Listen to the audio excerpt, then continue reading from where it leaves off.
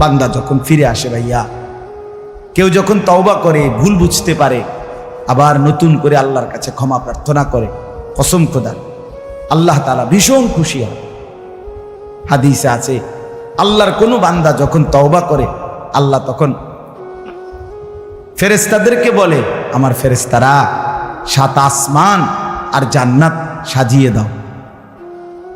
ফেরেশতারা জান্নাত সাজায়, আসমান সাজায়।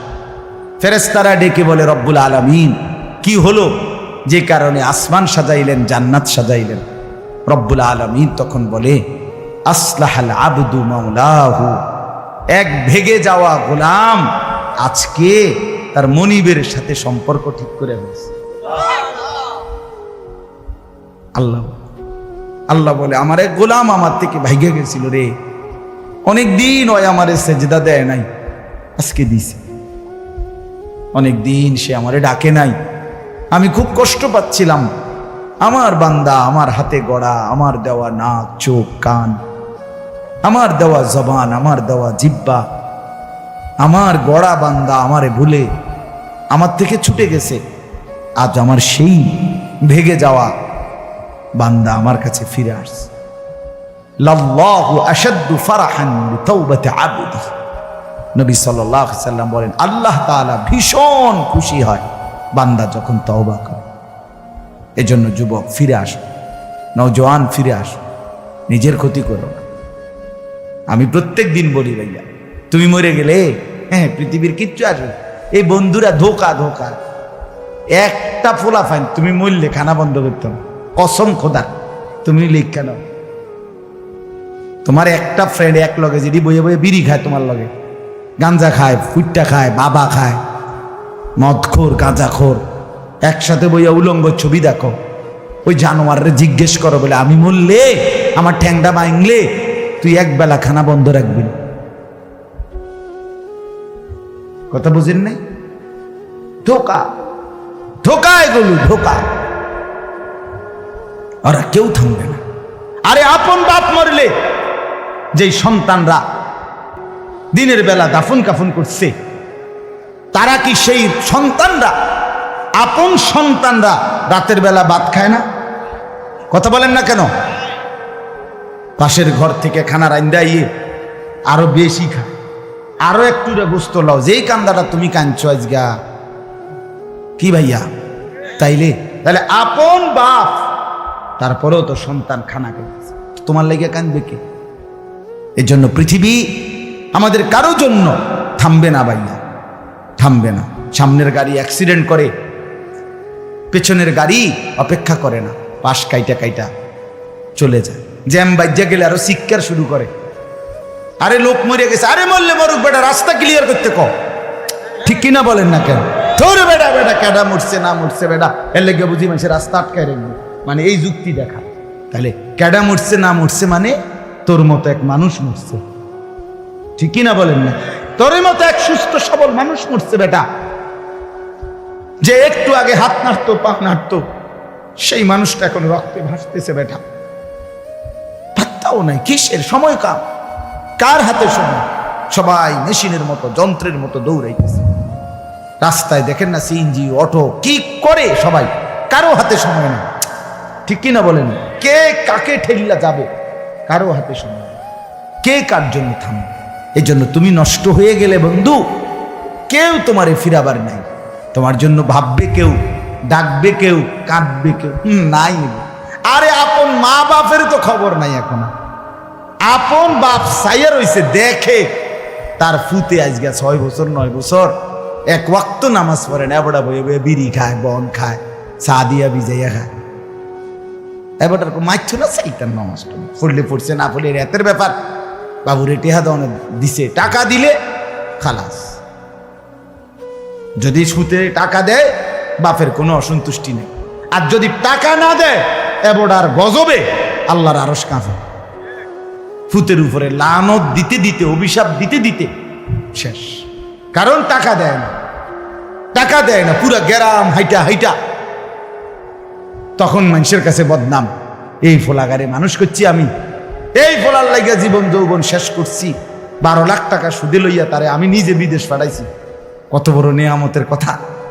বেশরম মানুষ সুদে টাকা লই আবার মানুষের দ্বারে কও এত বড় হারাম কইরে আবার কইতেছ, হ্যাঁ 12 লাখ টাকা দিয়ে ফোলা বিদেশ ফাড়াইছি আমি, কিস্তি লইছি আমি, সুদে লইছি আমি, আর অন ফোলা গাও একটা টাকা দেয় না। তার মানে সম্পর্কটা হয়ে গেছে এখন টাকা পয়সার ভিত্তি। আখেরাত কোথায়? আখেরাত কোথায়? আমার মা বলছিলেন, আজীবন আমার আব্বা বলতেন, আলহামদুলিল্লাহ আমার আব্বা, আমরা 5 ভাই মাদ্রাসায় পড়ছি, 5 ভাই আলেম হয়েছে। আব্বা আজীবন বলতেন, আমার স্বপ্ন আমার ছেলেরা 5 জন আলেম হবে, আমার কবরের পাশে চারদিকে আমার ছেলেরাই দাঁড়াবে। এই বছর আমরা ঈদের 2 দিন পরে বাবার কবরের সামনে মসজিদে গ্রামে মাহফিল করছি। আমি বয়ান করছি, আমার বড় ভাই বয়ান করছে, আমার ছোট ভাই বয়ান করছে, আমার আব্বার আমরা 5 ভাই 3 বোন, আমাদের ছেলে মেয়ে মিলে, আর আমার মা বাইচা আছে, আমরা মোট 45 জন। আমার বাবার বংশ, মা সহ, মা ছাড়া 44 জন, মা একজন 45 জন, একের গুণা 45 জন, 48, আলহামদুলিল্লাহ। একেবারে 45 জনের ছোট বাচ্চাটাও, একবারে 2.5 বছরের বাচ্চাটাও আলহামদুলিল্লাহ আল্লাহর নাম বলতে পারে। 2.5 বছরের মেয়েটাও ওই মজলিসে গেছে, আমাদের সবচেয়ে ছোট, সেও মাথায় হিজাব ছিল, আল্লাহর নাম রাখছে। দাদা ভাইয়ার কবরে দাঁড়াইছে, নানার কবরে দাঁড়াইছে। এই জন্য বললাম মা বাপদেরকে অনুরোধ করি সন্তানের প্রতি কদর করেন, সবাই মিলে ফিকির করেন, দেখেন আয়াতের তর্জমাটা শুনেন, তাইলেই কথা শেষ। আল্লাহ তাআলা বলেন 25 নম্বর পারা কোরআনুল কারীমের 43 নম্বর সূরাটার এই সূরার 7টা আয়াত, ব্যাখ্যা লাগবে না, শুধু তর্জমা শুনেন, তাইলেই বুঝবেন। আল্লাহ বলেন 74 নম্বর আয়াত থেকে পড়ছি, ইন্নাল মুজরিমিনা ফি আযাবি জাহান্নামা খালিদুন। আল্লাহ তাআলা বলে, নিশ্চয়ই পাপীরা জাহান্নামের আযাবে চিরস্থায়ী থাকবে। ইন্নাল মুজরিমিনা ফি আযাবি জাহান্নামা খালিদুন, নিশ্চয়ই পাপীরা জাহান্নামের আযাবে চিরস্থায়ী থাকবে। কতদিন? এবার আল্লাহ আবার ব্যাখ্যা করে বলে, বান্দা বুঝেছো? লা ইউফাত্তারু আনহুম, 1 সেকেন্ডের জন্য বিরতি দেওয়া হবে না। জাহান্নামী চিৎকার করে বলবে, মাওলা আমারে মৃত্যু দিয়ে দেন। আল্লাহ বলবে না। জাহান্নামী বলবে, আল্লাহ একটু সময়ের বিরতি দেন, 10টা মিনিটের বিরতি দেন মাওলা। 24 ঘন্টার আগুন, আমারে 10টা মিনিট একটু আলগা থাকতে দেন, আমি যে আর পারছি না মাওলা, এতটা ভীষণ আযাব আমি যে আর সইতে পারছি না মাওলা, আর পারছি না। লা ইউফাত্তারু আনহুম, আল্লাহ বলেন 1 সেকেন্ডের জন্য জাহান্নামের আযাব, আগুন বিরতি দেয়া হবে না। ফাতরা মানে কি নাই? বিরতি। আহুম ফীহি মুবলিসুন, এরপরে আল্লাহ বলেন জাহান্নামী এই দীর্ঘ 24 ঘন্টা অনন্তকাল আযাবের মধ্যে থাকবে। কেমনে থাকবে? মুবলিসুন, বিষণ্ণ হয়ে, উদাস মনে। কোনোদিন চেহারায় 1 সেকেন্ডের জন্য হাসি ফুটবে না, কোনোদিন আর সুখের নাগাল পাবে না। আজ তো বন্ধু রাত কেটে ভোর হয়, ভোর গিয়ে রাত হয়, অন্ধকার আলো হয়, আলো অন্ধকার হয়। যে হাসে সে কাঁদেও, যে কাঁদে আবার সে হাসেও, ঠিক না? কিন্তু রব্বুল আলামিন বলেন ওয়াহুম ফীহি মুবলিসুন, জাহান্নামীর মন, জাহান্নামীর চেহারা বিষণ্ণ, উদাস, সব সময় হাসিবিহীন থাকবে, কোনো সেকেন্ড হাসতেই পারবে না।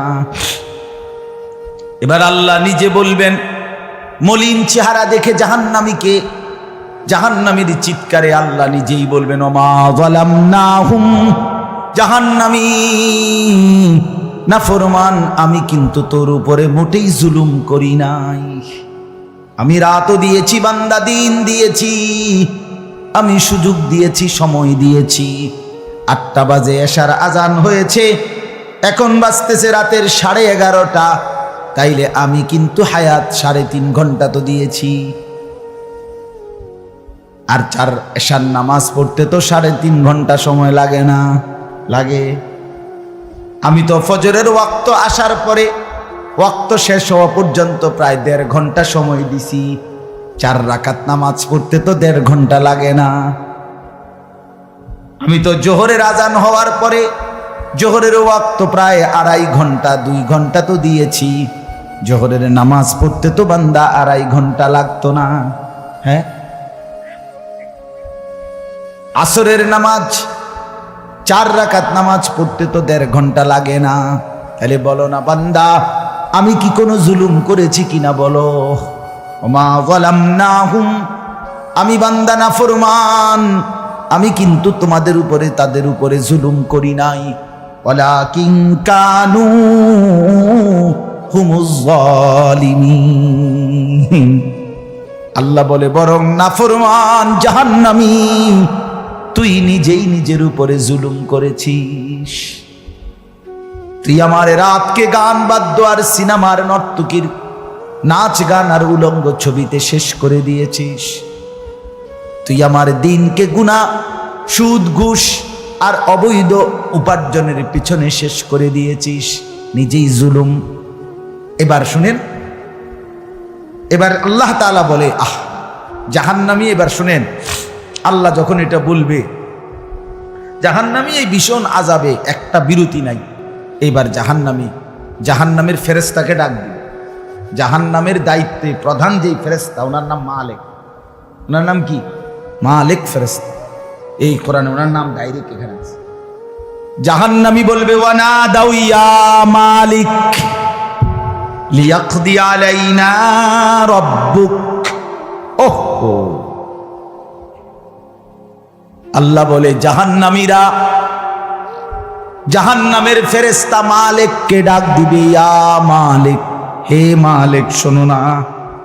ফেরেশতা একটু শোনো না। লিয়াকদি আলাইনা রাব্বুক, ফেরেশতাকে বলবে ফেরেশতা তোমার রব, তোমার আল্লাহকে একটু বলো না এমন কষ্টের আযাব না দিয়ে আমারে চিরতরে একবারে শেষ করে দিতে, আমি যে আর পারছি না। লিয়াকদি আলাইনা রাব্বুক, বলো না ফেরেশতা, তোমার মাওলাকে বলো না, তোমার রবকে বলো না আমারে একদম শেষ করে দিতে, আমারে মৃত্যু দিয়ে দিতে, আমি যে আর পারছি না। কেমনে সইব এত গরম, কেমনে সইব এত আযাব? ফেরেশতা তখন বলবে ক্বালা ইন্নাকুম মাকিসুন। ফেরেশতা বলবে না নাফরমান পাপী, এই জাহান্নামী তোকে অপেক্ষা করতে হবে, মৃত্যু হবে না। আল্লাহ বলবেন লাকাদ জিনাকুম বিল হক, আমি তো বান্দা সত্যের বাণী, সঠিক বাণী বারবার তোমার কাছে নিয়ে এসেছিলাম। একবার বেলায়েতুল্লাহ বলছে, একবার আনিসুর রহমান বলছে, বারবার বারবার বারবার আমার কত বান্দা দিয়ে, কত ইমাম, কত খতিব, কত আলেম, কত বুজুর্গ দিয়ে আমি তো সত্যের বাণী, কোরআনের বাণী, এই জাহান্নামের কথা বারবার তোর কাছে বলাইছিলাম বান্দা। ওয়ালাকিন্না আকসারাকুম লিল হাক্কি কারিহুন, কিন্তু তোমরা তো অধিকাংশই আমার সত্যের আহ্বান, আমার কোরআনের আহ্বানকে অপছন্দ করেছো। পাত্তা দিছ না, এত বাদ দিস হুজুর রাইতান কইবই মাতিস তাই আছে না? এমন ব্যর্থমিজ লোক কথা বলে না। অনেক বুড়া মানুষও আছে, অনেক বুড়া মানুষ। আর রাখো হুজুররা যত কয় এত না, কিছু কইতে লাগলে বাড়াইয়াও কয় বেটা হুজুররা বেড়ায়। কথা বলেন না কেন? হ্যাঁ, আরে রাখ আল্লাহ ভরসা বেটা, আল্লাহ ভরসা কিতা, আল্লাহ ভরসা কিতা মানে আল্লাহ কি, আল্লাহ কি হিসেবে ভরসা আমি এটা আবার বুঝাই। এখন আল্লাহ বলছে বান্দা তুমি বিড়ি খাইতে থাকো আমি ভরসা, হ্যাঁ এমনি আল্লাহ কইছে নাকি? তুমি টেলিভিশনে নাচ গান প্রত্যেক দিন বিকালে নর্তকী দেখো আমি ভরসা, এটা নিয়ে আল্লাহ কইছে। তো আপনি কিতা কইলেন কি আল্লাহ ভরসা কিতা, কি বুঝাইতে চাইলেন? হ্যাঁ, আল্লাহ ভরসা মানে কি? মানে আপনি গুনার উপরে মৃত্যু পর্যন্ত টিকে থাকবেন আর আল্লাহ ভরসা, এটাই না? নবী সাল্লাল্লাহু আলাইহি সাল্লাম সুপারিশ করবেন মানে কি? নবীজি সুপারিশ করবেন এই কথার অর্থ কি?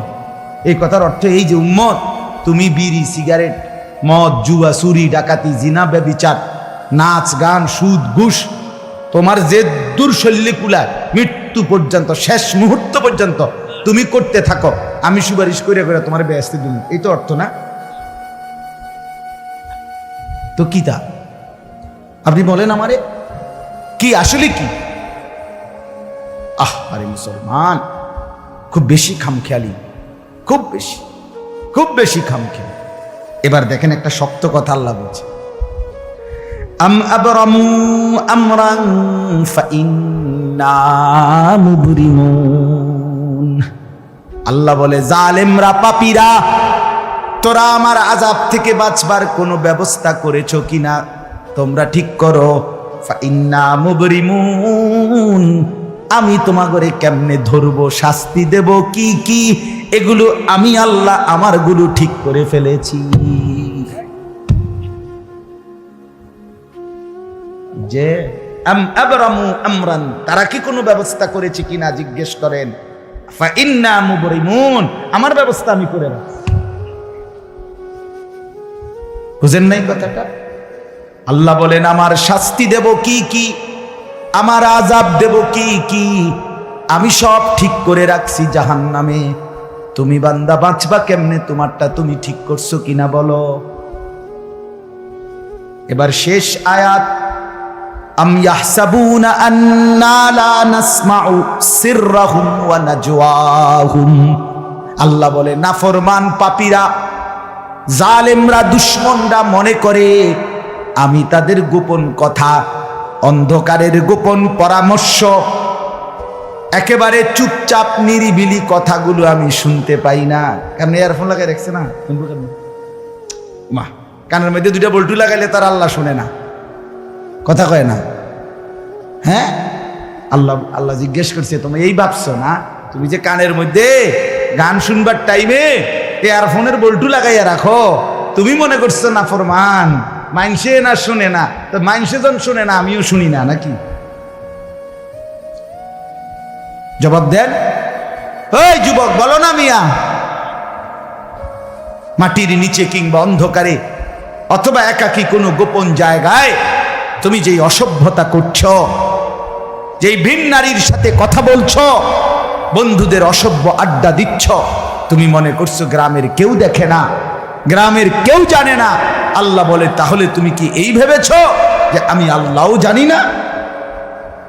বালা, হ্যাঁ আল্লাহ বলেন আমি জানি, আমি শুনি, আমি দেখি।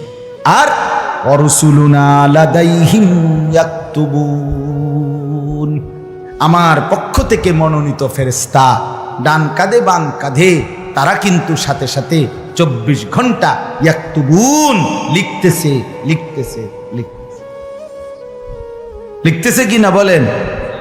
ডান কাদের আর বাম কাদের ফেরেশতাকে তুমি তোমার থেকে আড়াল করবা কেমনে? বলেন না কেন? কেমনে আড়াল করবেন? সুযোগ আছে কারো? আল্লাহ আমাদেরকে বুঝ দান করে। অতএব বাপ, জাহান্নামীর আত্মচিৎকার শুনলেন আপনি, জাহান্নামী আল্লাহকে ডাকবে, জাহান্নামী ফেরেশতাকে ডাকবে, জাহান্নামী একটু আযাবের হালকা করতে চাইবে, জাহান্নামী মৃত্যু কামনা করবে, জাহান্নামী কতভাবে যে বাঁচতে চাইবে, কিন্তু কসম আল্লাহ বাঁচতে পারবে না। এজন্য দয়া করে রাত গভীরে মেহেরবানি করে চলেন প্রত্যেকে ইনশাআল্লাহ। সিদ্ধান্ত নিন শেষ পর্যন্ত। যে কয়জন যুবক টিকে রইলা, বসে রইলা, ভাইয়া তোমাদের কাছে অনুরোধ, আজকের থেকেই বদলাও ভাইয়া। আগামী দিনে মুসলমানের জন্য, ইসলামের জন্য খুব বেশি যুবকের দরকার। তোমরা না আগাইলে, তোমরা না ফিকির করলে আগামী দিনে ইসলামের জন্য লড়বে কে? ভালো। সারা পৃথিবী ইসরায়েলের ইয়াহুদিদের জুলুম অত্যাচার এখনো তো শেষ হয়নি। সেই গত বছর অক্টোবর মাসে ফিলিস্তিনের মুসলমানদের উপরে বোম্পিং অত্যাচার শুরু হয়েছে। অক্টোবর, নভেম্বর, ডিসেম্বর, জানুয়ারি, ফেব্রুয়ারি, মার্চ, এপ্রিল, আজকে 7 মাস চলতেছে, এখনো বন্ধ হয়। আজকে 7 মাস যে মানুষগুলো, যাদের কোনো ঠিকানা নাই, নারী, পুরুষ, বাচ্চা, কোলের বাচ্চা, বলেন ভাইয়া 7 মাস তারা কি পরিমাণ মানবেতর জীবন যাপন করতেছে। এই রমজানেও ফিলিস্তিনের মাসুম বাচ্চা খাবারের অভাবে, ইফতারের অভাবে ঘাস চাবাইছে। এটাও তো ছবি আসছে, ঘাস চাবাইছে। আমার বাচ্চাটা 2.5 বছর, একটা মেয়ে আমার সাথেই ঘুমায় রাত্রে, প্রায় সময় রাত্রে উইটা এই 2 ঘন্টা 2.5 ঘন্টা হঠাৎ উঠে ভাববো পানি ঘামো, পানি ঘামো। আমি সবসময় আমার বালিশের পাশে, খাটের পাশে পানি রাখি হেলে। তাহলে আমার এই ছোট্ট মাসুম বাচ্চা যখন পানি চায়, আমি তাকে পানি দিই। ফিলিস্তিনের এই ছোট বাচ্চা যদি তার মার কাছে পানি চায়, সে মা কোত্থেকে পানি দিবে? হ্যাঁ, আমার ছেলেটা 6 বছর 7 বছরের, ওরা দুইজন, এই ছোট মেয়েটা আর এই ছেলেটা সারাক্ষণ বাসায় এই একবার এটা খাই, ওইটা খামো, ওইটা খামো, ওইটা খামো। আমার এই কত সময় ফোন দিয়ে, আবু এটা আইন, ওইটা আইন। ওই দিন রাতের বাজে 1টা 1:30, আবু মালটা আইন। আমি 1 কেজি মালটার জন্য 3 বাজারে গেছি, রাতের বাজে গেছে 1:30 2টা, কোথাও দোকান খোলা নাই। আমি দেখলাম বাসায় আমার ছেলেটাও মেয়েটাও, এই ছোট, কসম আল্লাহ, আমি গেট খুলছি, দরজা আমার জন্য দৌড়ে দাঁড়ায় আছে, ওই মালটা আনছি না। আমি জড়ায় ধরে বললাম যে আব্বা কোথাও পাই নাই, একটা দোকানও খোলা নাই। মানে আমি তো জানি সকালে আনতে পারবো, ঠিক না, শুধু রাতে আনতে পারি নাই, এটাই আমার কাছে এতটা কষ্ট লাগছে।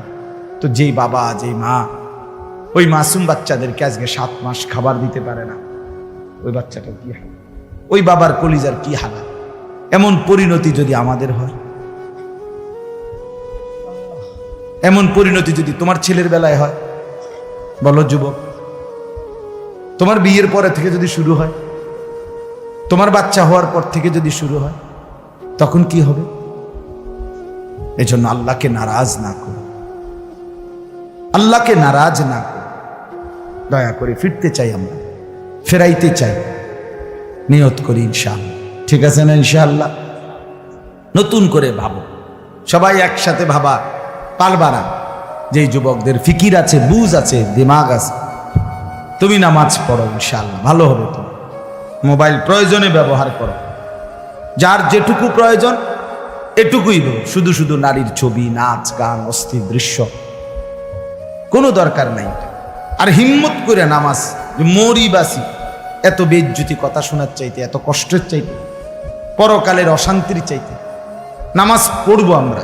দেখবেন ছেলেরা, তোমরাও হিম্মত করে শুরু করলে 5 ওয়াক্ত নামাজ ওষুধের মতোই মনে করো না, বিষ ওষুধ, তিতা ওষুধের মতো। দেখবে 1টা মাস যদি কেউ একটু জন্মা যে মরিবাসী নামাজ পড়মুই, কসম একসময় এটা মজাদার হয়ে যায়। হ্যাঁ, সেজদা দিলে খুব মজা হয়।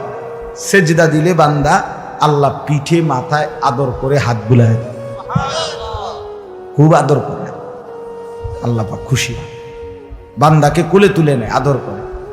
এই জন্য আমরা দয়া করে ইনশাআল্লাহ নামাজ পড়ি। পর্দার আড়ালের মা বোন যারা আছেন, মা, আপনি যদি বেপর্দা হন, আপনিও শেষ হইলেন, এলাকার ছেলেগুলোকেও নষ্ট করলেন। একজন বেপর্দা নারী শুধু নিজে গুনাহগার না, সে অসংখ্য মানুষকে পাপে অংশগ্রহণ করায়। এই জন্য একজন বেপর্দা নারী, সে সরাসরি জাহান্নামের ফেরিওয়ালা। সে কিসের ফেরিওয়ালা? জাহান্নামের ফেরিওয়ালা। সে জাহান্নামের ফেরিওয়ালা, আগুনের ফেরিওয়ালা। কারণ সে তো তার রূপ যৌবন দেখাইতেছে, ফেরিওয়ালার মতো পিছনে পিছনে ডাকতেছে অসংখ্য যুবককে, দেখো আমাকে, বরবাদ করো নিজেকে, বরবাদ করো নিজের চরিত্র, বরবাদ করো নিজের কবর, বরবাদ করো নিজের আখেরাত। তাহলে সে গুনাহের ফেরিওয়ালা, সে জাহান্নামের ফেরিওয়ালা, সে অসভ্যতার ফেরিওয়ালা। এজন্য একটি সমাজের মধ্যে সবচেয়ে নিকৃষ্ট বেপর্দা নারী, বেপর্দা নারী। আল্লাহ তাআলা আমাদের মা বোনদেরকেও হেফাজত করে। আজকের মাহফিল যে যুবকরা সাজাইছে, আল্লাহ তাআলা সমস্ত নওজোয়ানদেরকে কবুল করে। বাস্তবতা হইল আসলে 4-5 মাস, মেন শীত সিজন 4 মাস 5 মাস। এখন 5 মাসে যদি 30 দিন করে হয় তাহলে হলো 150 দিন। যদি প্রতিদিন 2টা করে মাহফিল দিতে হয়, দেওয়া যায়, তাহলে 300 মাহফিল মনে করে। এখন মাহফিলের কাগজ আমার গাড়িতে এখনো আছে, মনে হয় কমপক্ষে 1,500-2,000 এটি আমরা ফরে রয়েছে কাগজ, এরকম ব্যাগ ভরা এতটি কাগজ। আমি কি করতে পারি, কেমনে দাও, কিভাবে দাও এগুলো? আচ্ছা, সারা বাংলাদেশ তো নবীনগরকেই বলে, ঠিক না? বাংলাদেশ মানে তো নবীনগরে। আপনি এবার বলেন, সারা দেশ থেকে এই মাহফিল নিয়ে কাবজাব, কত মানুষের আবেদন, অনুরোধ, কাকুতি মিনতি। এরপরও আমাদের এই মুফতি বেলায়েতুল্লাহ সাহেব এবং আমাদের এই নবীনগর এসআর মসজিদের ইমাম মকবুল ভাই, মৌলানা মকবুল সাহেব, এরা সবচেয়ে বেশি মাহফিলেই কম না। আলহামদুলিল্লাহ, আমি চেষ্টা করছি, ওনাদেরকে অনেকগুলো মাহফিল দিছি, আরও দেওয়ার ফিকির আছে, কিন্তু আসলে সময় একদমই অল্প। মূলত খুব বেশি ডেট নাই, কুলাম যায় না, এই জন্য এই সময় দিতে হচ্ছে। ওই ভাই ইমাম সাহেব অনেক অনুরোধ করছে, আমারও মনে আছে, ওখানে বারবার বেশি অনুরোধ করছে। এই জন্য যাক, আল্লাহর দয়া আশা হয়েছে। আমিও আপনাদের জন্য দোয়া করি, আপনারাও আমার জন্য দোয়া করবেন। আল্লাহ তাআলা আমাদের সবাইকে মিলেমিশে দ্বীনের কাজে অংশগ্রহণ করার তৌফিক দান করেন। আমিন। দোয়া করুন। আল্লাহ কবুল করেন।